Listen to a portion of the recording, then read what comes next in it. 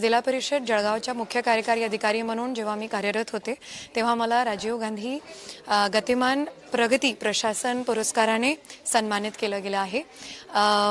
तेव्हा rural governance हे लोकांपर्यंत कसं पोहोचवावी, त्यांचे काही तक्रारी आल्या तर त्यांना वेळेबद्ध कालबद्ध कार्यक्रममध्ये कशा सोडवायचं आहे, ग्रामपंचायतीला ISO करायचं आहे, पंचायत समितीला ISO करायचं आहे, ज्यामुळे 1 मिनिटामध्ये त्यांचे डॉक्युमेंट रिट्रीव्ह होऊ शकतं। मुख्यमंत्री समृद्ध पंचायत राज अभियान असो की घरकुल असो, याला डिसेग्रिगेटेड डेटाच्या निमित्ताने प्रभावीपणे लोकांपर्यंत कसं पोहोचवायचं आहे, किंवा जिल्हा परिषद सेसमधून सुद्धा अशा स्कीम्स राबवायचे ज्याला स्टेट किंवा सेंटर ॲड्रेस करत नाही।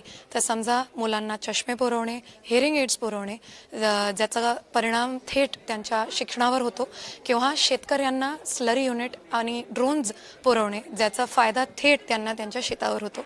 असे अनेक कार्यक्रम राबवले, त्यामुळे मला आज राज्य शासनाने इथे सन्मानित केलं। धन्यवाद।